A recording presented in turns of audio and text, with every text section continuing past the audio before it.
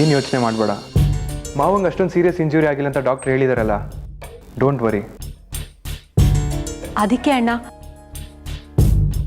ತಟ್ಟೆ ಬದಲಾಯಿಸ್ಕೊಳ್ಳೋ ಶಾಸ್ತ್ರನ ಒಂದು ವಾರ ಮುಂದಕ್ಕೆ ಹಾಕೋಣ ಅಂತ ಅಮ್ಮ ಯೋಚನೆ ಮಾಡಿದ್ದಾರೆ. ಓಹ್ ಹೌದಾ, ಸರಿ. ಹಾಗಾದರೆ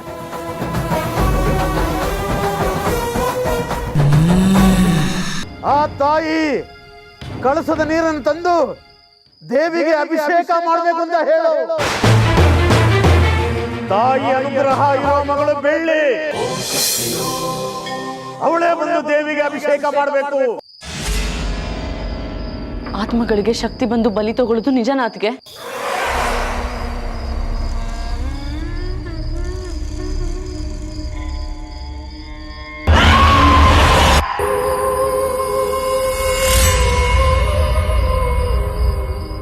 ಅಪ್ಪಂಗೆ ಆಕ್ಸಿಡೆಂಟ್ ಆಗಿ ಈ ತರ ನೋವು ತಿಂತಿರೋದು ಇದಕ್ಕೇನಾ? ಛೇ, ಈಗಷ್ಟೇ ಎಲ್ಲ ಮುಗೀತು ಅಂತ ನೆಮ್ಮದಿಯಾಗಿರುವಾಗ ಎಲ್ಲಿಂದಾನೋ ಬಿರುಗಾಳಿ ಎದ್ದು ಎಲ್ಲಾನು ತಲೆ ಕೆಳಗೆ ಮಾಡ್ತಿದೆ.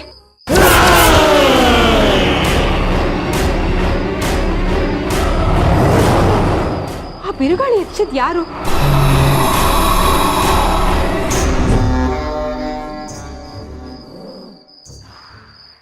ಇದೆಲ್ಲ ನೋಡ್ತಿದ್ರೆ ಅಷ್ಟು ಸುಲಭವಾಗಿ ಎಲ್ಲ ಮುಗಿಯೋ ಹಾಗೆ ಕಾಣ್ತಿಲ್ಲ.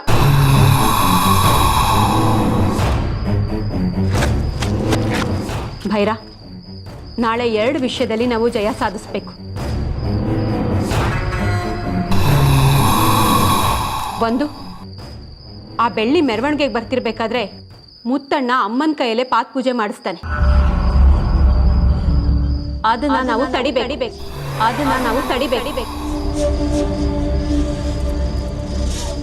ಎರಡನೇದು, ಕಳಶದ ನೀರು ದೇವಸ್ಥಾನಕ್ಕೆ ತಲುಪಬಾರ್ದು. ಹೇಗಾದ್ರೂ ಮಾಡಿ ಆ ಕಳ್ಸೋದ್ ನೀರನ್ನ ನೆಲಕ್ಕೆ ಚೆನ್ನಾಗಿ ಮಾಡಬೇಕು. ಹಾಗೆ ಮಾಡಿದ್ರೆ ಆ ಸ್ವಾಮಿಗಳು ಹೇಳ್ದಂಗೆ ನಡೆಯಲ್ಲ.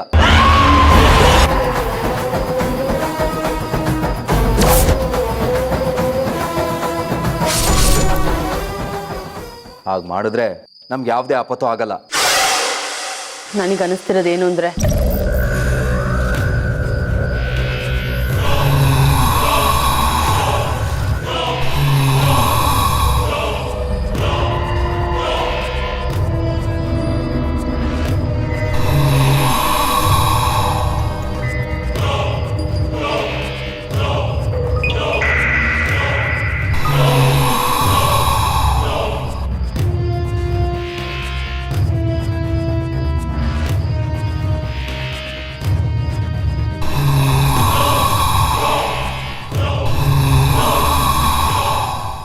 ಮಾಯಾ, ನಿನ್ನ ಮಾತು ಕೇಳಿದ್ಮೇಲೆ ಈಗ ಸ್ವಲ್ಪ ನೆಮ್ಮದಿ ಅನಿಸ್ತಿದೆ. ಅವಳಿಗೆ ಏನೇನು ತೊಂದರೆ ಕೊಡಬೇಕು ಅಂತ ನಾನು ನೋಡ್ಕೋತೀನಿ. ನೀವಿಬ್ರು ಹೋಗಿ ಆರಾಮಾಗಿ ಮಲ್ಕೊಳ್ಳಿ.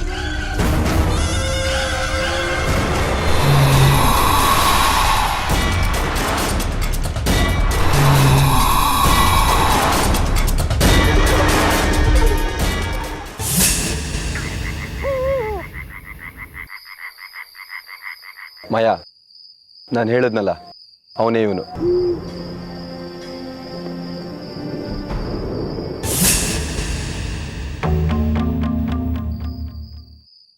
ಫೋನಲ್ಲಿ ಹೇಳಿದ್ನಲ್ಲ, ಆ ಕೆಲಸ ಮಾಡಬೇಕು. ಅದ್ರ ಬಗ್ಗೆ ಯೋಚನೆ ಮಾಡಬೇಡಿ. ಮಳೆ ಜೋರಾಗಿ ಬಂದರೂ ಕೇಳಿಸಲ್ಲ, ಗಾಳಿ ಜೋರಾಗಿ ಬಂದರೂ ಕೇಳಿಸಲ್ಲ, ಏನೂ ಇಲ್ಲ. ಆದರೂ ಈ ಬಡೇತೋ ಮಾತಾಡ್ತಾರದು ಮಾತ್ರ ಕೇಳಿಸ್ತಾ ಇಲ್ವಲ್ಲ. ಕೆಲಸ ಮುಗಿದ್ಮೇಲೆ ಬಾಕಿ ದುಡ್ಡು ಕೊಡ್ತೀನಿ. ಸರಿ ಅಣ್ಣ. ದುಡ್ಡು ಯಾಕೆ ಕೊಡ್ತಾವನೆ? ಏನೋ ಸ್ಕೀಮ್ ಮಾಡ್ತವ್ರಿ ಇವರಿಬ್ರು. ನೀನು ಸುನಾಮಿ ಬರೆಸ್ತೀಯೋ ಬಿರುಗಾಳಿ ಬರೆಸ್ತೀಯೋ ನನಗೆ ಗೊತ್ತಿಲ್ಲ, ಆದರೆ ಆ ಕಳಶ ಮಾತ್ರ ದೇವಸ್ಥಾನ ತಲುಪಬಾರ್ದು. ಯಾರ ಕೈಯಾದರೂ ಹೋಗಲಿ, ಕಾಲಾದರೂ ಹೋಗಲಿ, ಪ್ರಾಣನೇ ಹೊಟ್ಟೋದ್ರೂ ನಂಗೆ ಚಿಂತೆ ಇಲ್ಲ. ನಾಳೆ ಈ ಕೆಲಸ 100% ಆಗಲೇಬೇಕು. ದುಡ್ಡು ಕೊಟ್ಟಿದ್ದೀರಾ, ಕೆಲಸ ಹೇಳಿದ್ದೀರಾ ಅಂದಮೇಲೆ ಮುಗೀತು.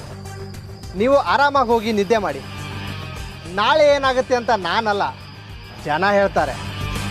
ನಿನ್ನ ಕಾನ್ಫಿಡೆನ್ಸ್ನ ನಾನು ಮೆಚ್ಚಿದೆ. Very good. ಬೆಳಿಗ್ಗೆನೆ ಮನೆ ಹತ್ರ ಬಾ. ಸರಿ ಅಣ್ಣ.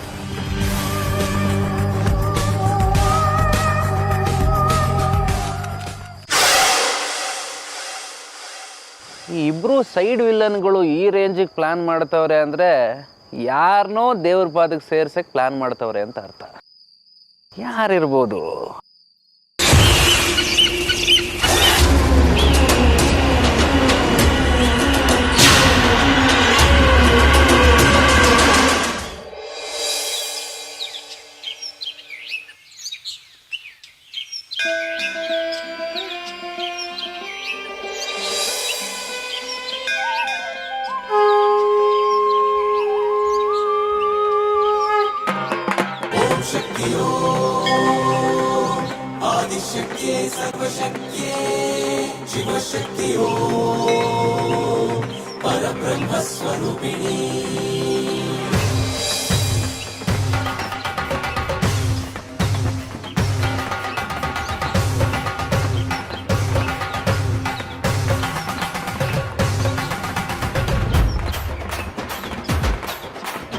ಅಣ್ಣಮ್ಮ ಚೌಡಮ್ಮ ಎಲ್ಲಮ್ಮ ಮಾರಮ್ಮ ಅಂಗಾಳ ಪರಮೇಶ್ವರಿ ನಾಗಮ್ಮ ಭಕ್ತಕಾಳಿ ಬಚ್ಚಾಳಮ್ಮ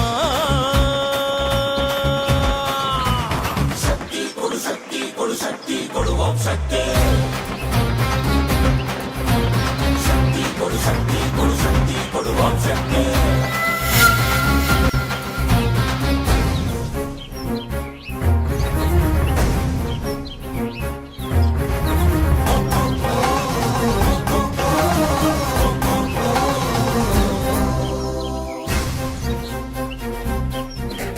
ಪಾಪ ಇಷ್ಟು ಬೇಗ ಸಾಯಕ್ಕೆ ದೇವಿ ಥರ ಅಲಂಕಾರ ಮಾಡ್ಕೊಂಡಿದ್ದಾಳೆ ನಮ್ಮ ಬೆಳ್ಳಿ.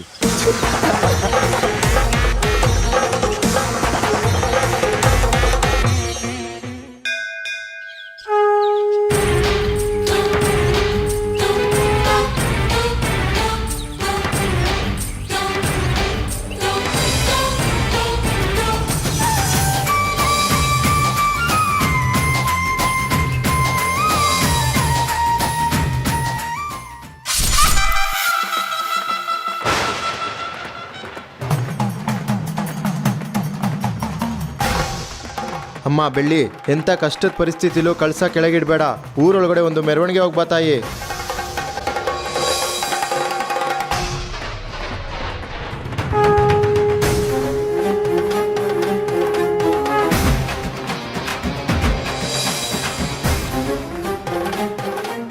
ನಮಗೆ ಅನುಕೂಲ ಆಗ್ಲಿ ಅಂತಾನೆ ಕೆಂಪು ಸೀರೆ ಉಟ್ಕೊಂಡಿದ್ದಾಳೆ ನೋಡು ಬೈರ. ದೇವತೆ ಈಗ ದೇವಲೋಕಕ್ಕೆ ಪ್ರಯಾಣ ಬೆಳೆಸೋದೇನೆ. ಎಲ್ಲರೂ ಬೀಳ್ಕೊಡುಗೆ ಕೊಡೋಕ್ಕೆ ರೆಡಿ ಆಗಿದ್ದಾರೆ. ನಮಗಂತೂ ಹಬ್ಬದೂಟನೇ. ಹಬ್ಬದೂಟ ಯಾಕೆ, ಬೆಳ್ಳಿ ತಿಥಿ ಊಟನೇ ಮಾಡುವಂತೆ.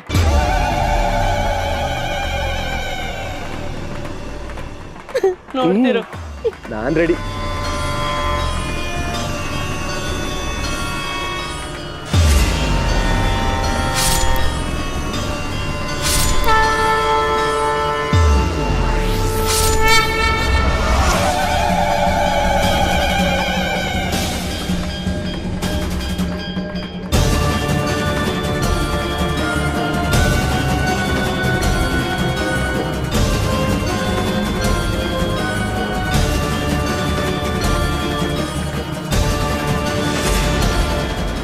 ಕೊನೆ ಕ್ಷಣ ಬಂತು ಮಾಯಾ. ಅವಳು ಸಾವು ನೋಡೋಕ್ಕೆ ನನ್ನ ಕಣ್ಗಳು ಕಾತ್ರದಿಂದ ಕಾಯ್ತಾ ಇದೆ.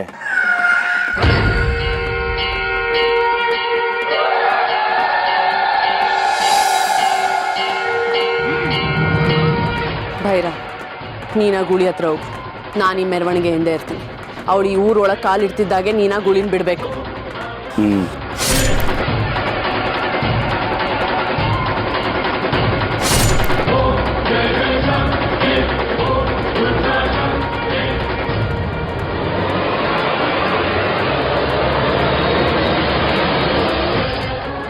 ಸಾಯ್ತೀಯ ಕಣೆ ನೀನು. ಇವತ್ತು ಪಕ್ಕಾ ಸಾಯ್ತೀಯ. ಇವತ್ತು ಪಕ್ಕಾ ಸಾಯ್ತೀಯ.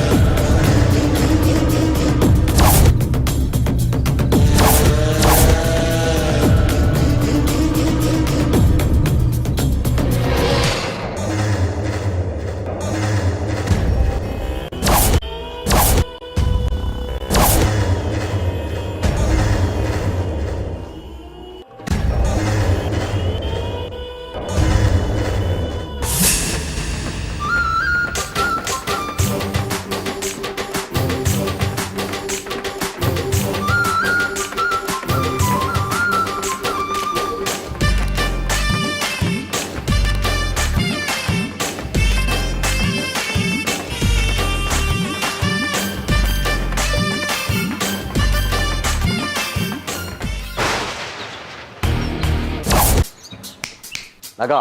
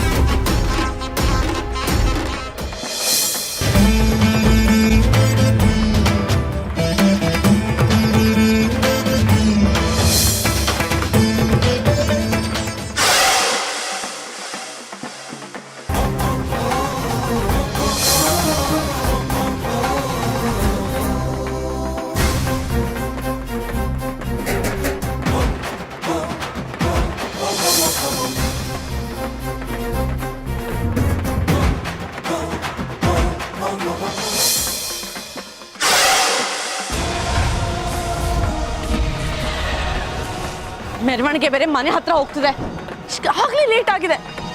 ಬೈರ ಎಲ್ಲಿ ಹಾಳಾಗೋ.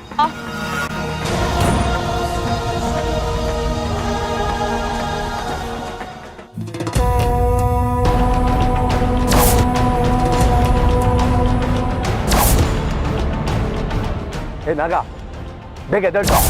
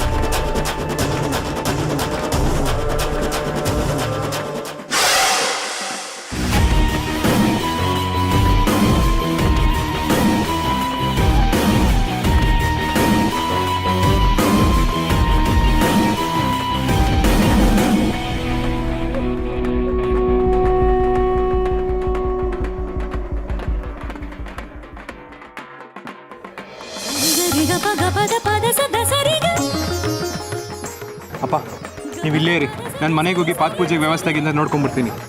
ಸರಿ ಆಯ್ತಪ್ಪ.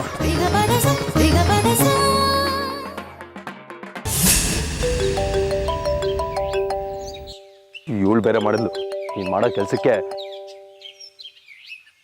ಆಗ್ಲಿಂದ ಇಲ್ಲಿ ಕಾಯ್ತಾ ಇದ್ದೀವಿ, ಗೂಳಿ ಇನ್ನೂ ಬಂದಿಲ್ಲ. ಬೈರ ಏನ್ ನಡೀತಿದೆ ಅಲ್ಲಿ? ಗೂಳಿಗೆ ಏನಾಯ್ತು ಅಂತಾನೆ ಗೊತ್ತಿಲ್ಲ ಮಯ್ಯ. ಆಗ್ಲಿಂದ ಕೇಳ್ಸಕ್ ಟ್ರೈ ಮಾಡ್ತಾ ಇದೀವಿ, ಅದ್ ನೋಡಿದ್ರೆ ಎದೊಳ್ತಾನೆ ಇಲ್ಲ. ಬೈರ ಹೀಗೆ ನಡೆದ್ರೆ ನಮ್ ಪ್ಲಾನ್ಸ್ ಎಲ್ಲ ಫ್ಲಾಪ್ ಆಗುತ್ತೆ.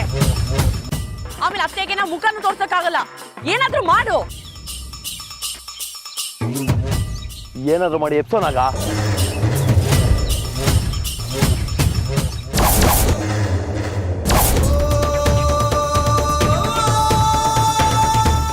ನಿಮ್ಮಂತವ್ರಿಗೆ ಕೆಲಸ ಕೊಟ್ಟಲ್ಲ ನಾನು.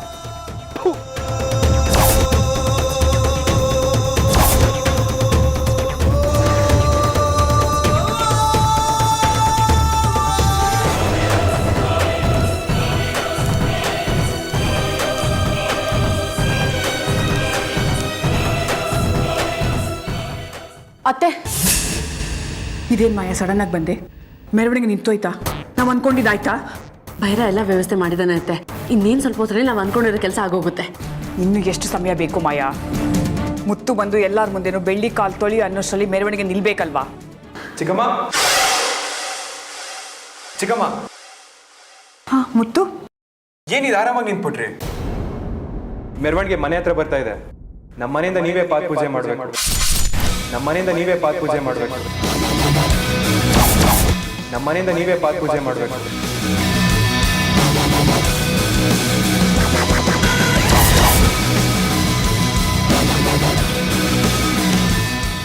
ಕಳಶನ ಕಾಯಿಸೋದು ಸರಿ ಬರಲ್ಲ ಅಲ್ವಾ? ಮಾಯಾ, ಪೂಜೆ ಸಾಮಾನೆಲ್ಲ ತಗೊಂಡು ಚಿಕ್ಕಮ್ಮನ ಬೇಗ ಕರ್ಕೊಂಬ. ಚಿಕ್ಕಮ್ಮ, ಬೇಗ ಬನ್ನಿ. ಮಾಯಾ, ನೀನು ಈ ಕಠಿಣ ಪರಿಸ್ಥಿತಿಗೆ ಸಿಕ್ಕಾಕಿಸ್ತಿದ್ಯಾ ನನ್ನನ್ನು. ಇಲ್ಲ ಅತ್ತೆ, ಗೂಳಿ ನೀನು ಬಂದ್ಬಿಡುತ್ತೆ. ನೀವೇನು ಭಯ ಪಡ್ಬೇಡಿ, ಬನ್ನಿ. ಈಗಲೇ ಲೇಟ್ ಆಗಿದೆ, ನೀನು ಏನು ಮಾಡ್ತೀಯೋ ಗೊತ್ತಿಲ್ಲ. ಮೆರವಣಿಗೆ ನಿಲ್ಬೇಕು, ರಾಮನ ಕಳ್ಸು. ಲೇ, ಇಲ್ಲ ಅಂದ್ರೆ ನಿನ್ ಕತೆ ಇವತ್ತು.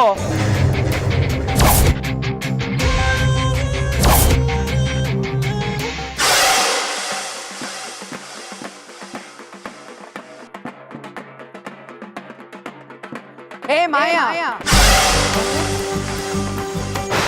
ನಿಮ್ಮತ್ತೆ ನೀಲಾಂಬರಿ ಮುತ್ತು ಮದ್ವೆನ ಯಾರ ಜೊತೆ ಬೇಕಾದ್ರೂ ನಿಶ್ಚಯ ಮಾಡ್ಲಿ, ಅವನ್ ಮದ್ವೆ ಆಗೋದು ಮಾತ್ರ ನನ್ನ ಮಗಳು ಬೆಳ್ಳಿನೇ.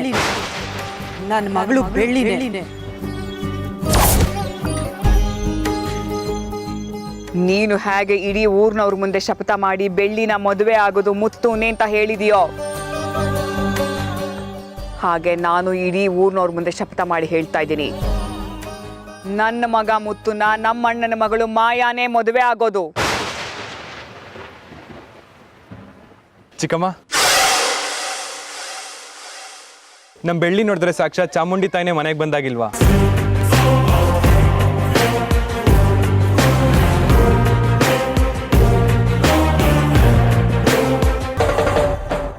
ನನ್ನ ಮಗಳ ತಾಳಿ ಕಟ್ಟೋದು ಮುತ್ತುನೇ.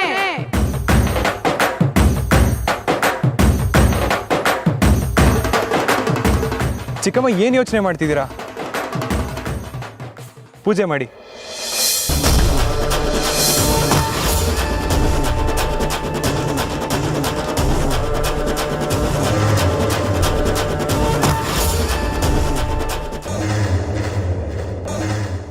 ಅಣ್ಣ ಎದ್ದ ರಾಮ.